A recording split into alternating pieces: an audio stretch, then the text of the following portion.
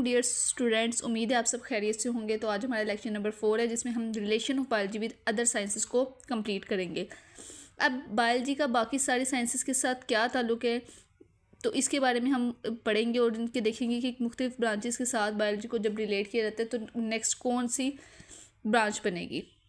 First of all अगर यहाँ पे हम देखें दैट इज़ बायोकेमिस्ट्री, जिसमें किन दो डिसिप्लिन्स को आपस में ज्वाइन किया गया है। एक है बायो यानी biology and other one is the chemistry. Biochemistry is the study of structure and reactions of different chemical substances present in living system. Biochemistry में हम क्या पढ़ते हैं कि मुख्तलिफ तरह की जो एक लिविंग ऑर्गेनिज्म है उसके अंदर मुख्तलिफ तरह की केमिकल रिएक्शंस होती हैं, जैसे ग्लाइकोलिसिस कहा जाए, रेस्पिरेशन कहा जाए, फोटोसिंथेसिस कहा जाए। तो ये सारे केमिकल प्रोसेसेस है जिसमें केमिकल रिएक्शंस होते हैं। The study of chemical reactions of photosynthesis and respiration are example of biochemistry. तो यहाँ तक मेन आप इसकी डेफिनेशन याद करेंगे कि बायोकेमिस्ट्री क्या है, जिसमें स्ट्रक्चर और रिएक्शंस पढ़े जाते हैं मुख्तलिफ केमिकल सब्सटेंसेस जो कहाँ पाए जाते हैं एक लिविंग ऑर्गेनिज्म के अंदर। इसकी एग्जांपल में क्या था, फोटोसिंथेसिस एंड रेस्पिरेशन, ये सारे केमिकल रिएक्शन है। फोटोसिंथेसिस अगर देखा जाए तो प्लांट्स में होती है, वो प्रोसेस जिसमें प्लांट अपने लिए फूड प्रिपेयर करते हैं। तो प्लांट एक लिविंग ऑर्गेनिज्म है। और फोटोसिंथेसिस यानी जिसमें एक कार्बन डाइऑक्साइड, वाटर, सनलाइट को इस्तेमाल करते हुए प्लांट अपने लिए ग्लूकोज और साथ में ऑक्सीजन प्रिपेयर करते हैं। तो ये एक केमिकल प्रोसेस है। तो केमिकल प्रोसेस किसके अंदर हो रहा है, लिविंग ऑर्गेनिज्म के अंदर पाया जा रहा है, इसीलिए इसको हम किस ब्रांच में पढ़ेंगे, इन बायोकेमिस्ट्री। इसी तरह रेस्पिरेशन, ब्रेकडाउन ऑफ फूड, ये भी क्या है एक लिविंग ऑर्गेनिज्म में हो रहा है, जिसमें CH बॉन्ड टूटता है, यानी बॉन्ड की ब्रेकडाउन के बारे में पढ़ते हैं और कैसे एनर्जी रिलीज होती है एक लिविंग ऑर्गेनिज्म में। तो ये हम biochemistry. Next one is biophysics, जिसमें हमने किस चीज़ को आपस में कंबाइन किया है, बायोलॉजी और फिज़िक्स को। फिज़िक्स में हम मुख्तलिफ तरह के रूल्स पढ़ते हैं कि क्या चीज़ कैसे मूव करती है, उसके प्रिंसिपल्स पढ़ते हैं। और बायोलॉजी में हम लिविंग ऑर्गेनिज्म के बारे में ही पढ़ते हैं। It deals with the study of principles of physics, के फ़िज़िक्स के क्या उसूल हैं, विच अप्लाई टू बायोलॉजिकल प्रोसेसेस, जो कि वो उसूल किसके ऊपर अप्लाई हो रहे हैं, बायोलॉजिकल प्रोसेसेस यानी लिविंग ऑर्गेनिज्म के ऊपर। फॉर एग्जांपल यहाँ पे देखा जाए in biophysics we study the role of lever, कि लेवर कैसे काम करता है, एंड मोशन, और मोशन यानी एक जगह से दूसरी जगह मूवमेंट। फॉर अंडरस्टैंडिंग, ताकि हम समझ सकें द फंक्शन ऑफ मसल, कि हमारे मसल, हमारी बोन्स और हमारे जॉइंट्स कैसे काम करते हैं। लेवर देखा जाए वो भी एक जगह से दूसरी जगह कोई भी हैवी चीज़ है, कुछ भी है, उसको मूव करने के लिए इस्तेमाल होता है। इसी तरह देखा जाए हमारे मसल्स, हमारी बोन्स, हमारे जॉइंट्स, ये सब इकट्ठे काम करते हैं तो एक बॉडी यानी एक जगह से दूसरी जगह मूव करती है। तो बायोफिज़िक्स में फ़िज़िक्स के रोल जो कि कहाँ एप्लीकेबल हैं, बायोलॉजिकल प्रोसेसेस यानी लिविंग ऑर्गेनिज्म में। इसकी एग्जांपल में क्या आता है कि क्या किसके रूल्स पढ़ते हैं, role of lever and motion, ताकि क्या समझ सकें कि जो हमारे मसल्स हैं, जॉइंट्स हैं और बोन्स हैं वो कैसे काम करती हैं। Next one is computational biology, इसमें कंप्यूटर और बायोलॉजी का आपस में ताल्लुक़ ज़ाहिर किया गया है। In computational biology scientist use mathematical model, algorithm and computer simulations to understand biological system and relationship. इस ब्रांच में किस चीज़ के बारे में पढ़ा कि कंप्यूटेशनल बायोलॉजी में साइंटिस्ट क्या इस्तेमाल करते हैं, मैथमेटिकल मॉडल्स यूज़ करते हैं, मुख्तलिफ तरह के प्लस माइनस सम्स और मुख्तलिफ तरह की परसेंटेज वगैरह हो गई, सब इस्तेमाल करते हैं। एल्गोरिदम यानी स्टेप बाय स्टेप जो प्रोसीजर किया जाता है, और कंप्यूटर सिमुलेशन इस्तेमाल की जाती है ताकि बायोलॉजिकल सिस्टम क्या है और उसका आपस में क्या ताल्लुक़ है उस चीज़ को समझ सकें। It involve analysing biological data such as sequence, जैसे कि अमाइनो एसिड के सीक्वेंस हैं, प्रोटीन अमाइनो एसिड से मिलकर बनी होती है। तो अमाइनो एसिड कैसे आपस में जॉइन होते हैं और कितने अमाइनो एसिड और उसका क्या सीक्वेंस होता है, ये सब हम कहाँ पढ़ते हैं, कंप्यूटेशनल बायोलॉजी में। जिस तरह यहाँ पे मैंने राइट किया है कि इंसुलिन जिसमें कितने अमाइनो एसिड पाए जाते हैं 51, जो कि एक सीक्वेंस के साथ अरेंज होते हैं। इसी तरह हीमोग्लोबिन में देखा जाए तो 574 अमाइनो एसिड है। तो ये सारा हमें कंप्यूटेशनल बायोलॉजी के साथ इसका डेटा मिलता है।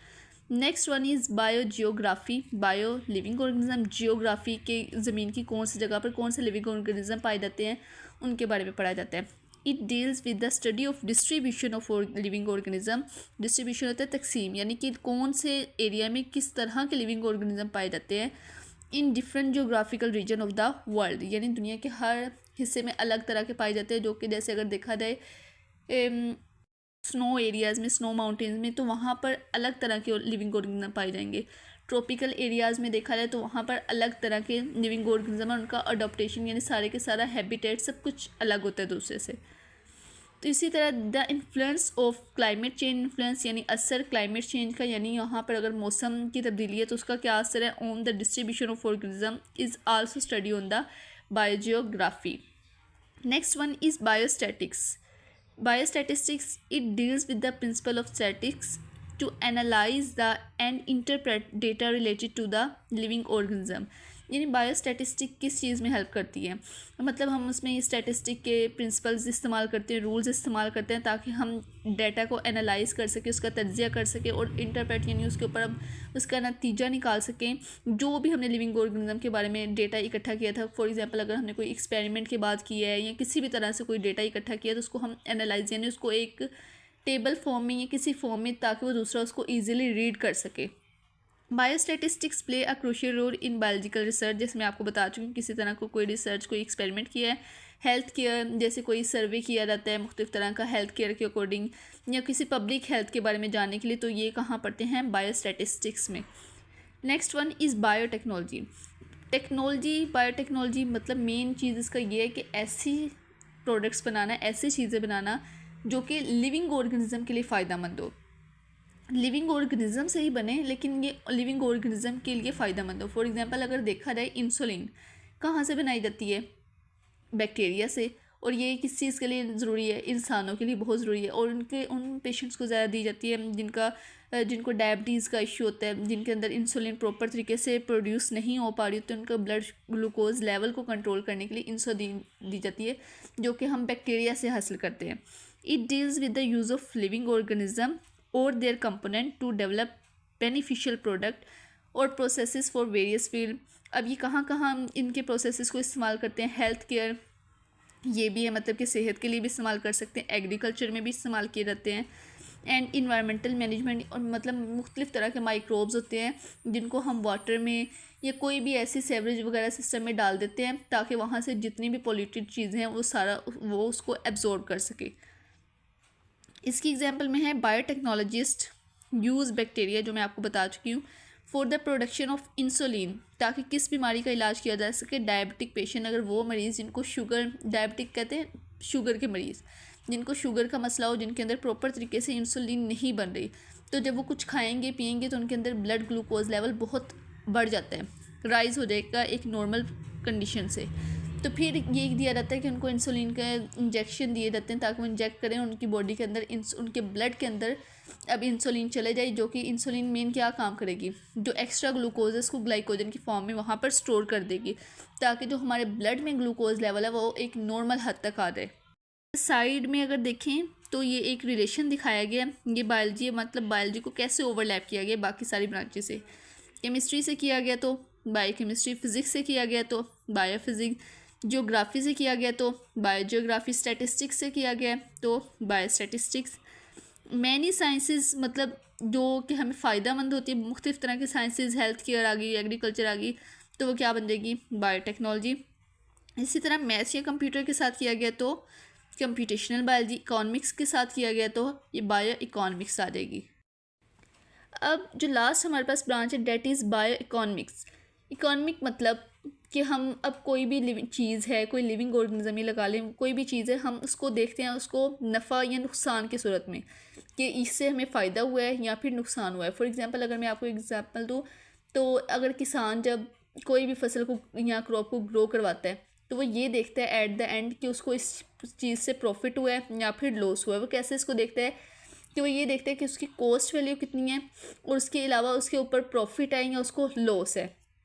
It deals with the study of organism from economical point of view, यानी मैशत के पॉइंट ऑफ व्यू से इसको हम डील करते हैं। In economics scientist calculate cost and profit, कि ये देखते हैं कि कितने पैसे इसने उसके ऊपर खर्च किए हैं यानी कितनी इसकी कॉस्ट थी और इसको क्या बचा है या फिर इसको कोई लॉस हुआ है। For the biological processes production of new variety of, यानी नई अगर उसने कोई क्रॉप लगाई है तो वो ये देखेगा कि इसका कितना खर्च इसके ऊपर आया और एट द एंड उसको फ़ायदा हुआ या फिर नुकसान। अब अगर ब्रीफली हम इसको रीड कर लें तो बायोकेमिस्ट्री में बायो और केमिस्ट्री, बायो मतलब स्ट्रक्चर एंड रिएक्शन, किस में एक डिफरेंट केमिकल रिएक्शन कहाँ पर हो रहे हैं, लिविंग ऑर्गेनिज्म में। इसकी एग्जांपल क्या थी, मैंने आपको बताई, फोटोसिंथेसिस एंड रेस्पिरेशन। इस तरह अगर बायोफिजिक्स में आ रहे हैं, जिसमें क्या पढ़ते हैं हम, फिजिक्स के रूल्स पढ़ते हैं, प्रिंसिपल पढ़ते हैं, जो कि किसके ऊपर अप्लाई किए जाते हैं, बायोलॉजिकल प्रोसेस यानी लिविंग ऑर्गेनिज्म के ऊपर। और इसमें क्या है कि रूल्स पढ़ते हैं, लेवर और rules of lever and motion, ताकि हम क्या कर सकें कि हमारा मसल, हमारे बोन, हमारे जॉइंट्स क्या काम करते हैं। नेक्स्ट है कंप्यूटेशनल बायोलॉजी, यानी कंप्यूटर का या मैथमेटिकल मॉडल्स इस्तेमाल करते हैं ताकि हम डेटा को एनालाइज कर सकें, किसी भी तरह का बायोलॉजिकल डेटा उसको एनालाइजिंग में आसानी हो। इसकी एग्जांपल मैंने बताई है कि अमाइनो एसिड का सीक्वेंस, जो प्रोटीन्स होते हैं वो अमाइनो एसिड से मिलकर बने होते हैं, और इनका सीक्वेंस भी एक होता है और एक ये भी होता है कि किस तरह से अरेंज हुए हैं। फॉर एग्जांपल यहाँ पे अगर इंसुलिन है तो वो 51 अमाइनो एसिड से मिलकर बनी हुई है, यानी उसका सीक्वेंस, उसके अंदर इतने अमाइनो एसिड पाए जाते हैं, और हीमोग्लोबिन 574 अमाइनो एसिड से।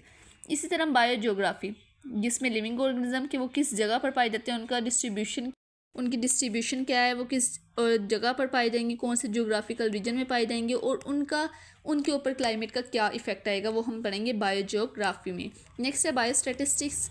स्टैट्स के अकॉर्डिंग हम लिविंग ऑर्गेनिज्म को एनालाइज करेंगे, उसका रिजल्ट निकालेंगे, इंटरप्रेट करेंगे।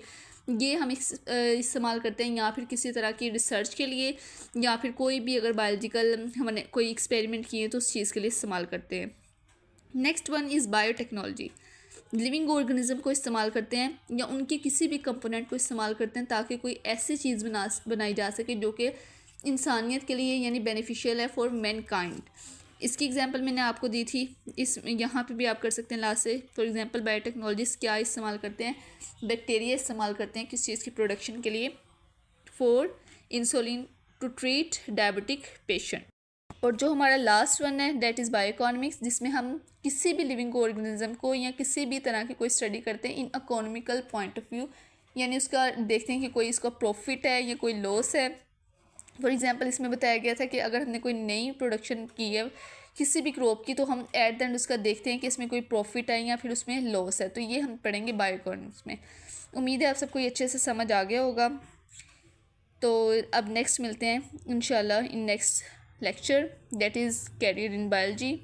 Okay, see you all.